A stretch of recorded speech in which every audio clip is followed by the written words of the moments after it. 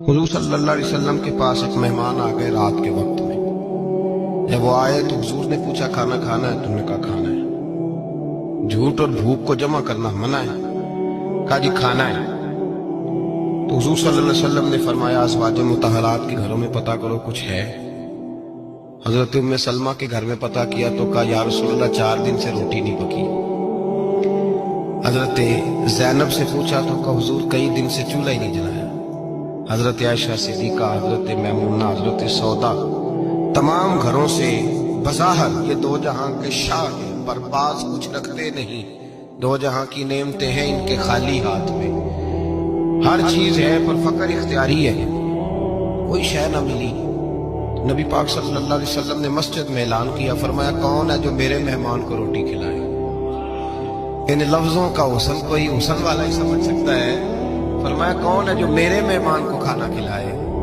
تو ایک صحابی لے گئے اور اٹھے، وہ صحابی جو صحابہ میں غریب تھے، ایک انصاری جو غریب آدمی تھے۔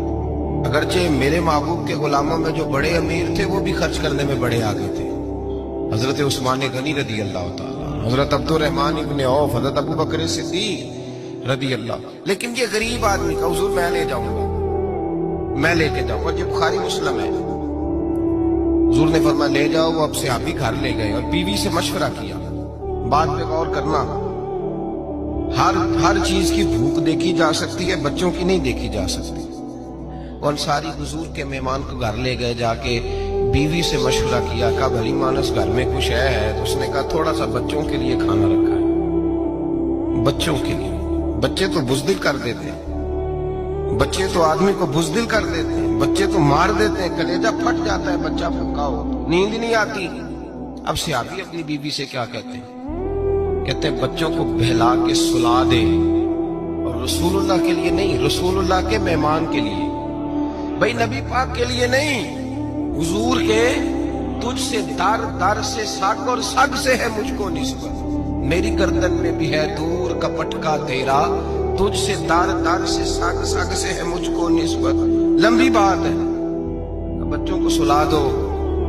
بی بی نے بچوں کو سلا دیا تو میاں بیوی کا مشورہ ہوا کہ مہمان کے ساتھ بیٹھ کے روٹی کھانا بھی سنت ہے۔ تو اب مہمان کے ساتھ بیٹھ کے کھانا بھی ہے تو کھانا ہے ایک دو آدمی کا۔ اب خاوند اپنی بیوی کو تیار کرتا ہے کہ میں بھی کھانے میں بیٹھ جاؤں گا، تو بھی بیٹھ جانا، اور جب مہمان کھانے میں ہاتھ ڈال لے تو اٹھنا، کہنا وہ ہو دیا تو صحیح کیا ہی نہیں، ابھی بجھ جائے گا، اور جا کے دیا بجھا دینا۔ ہم ہاتھ ہلاتے رہیں گے، مہمان روٹی کھاتا رہے گا۔ اور یار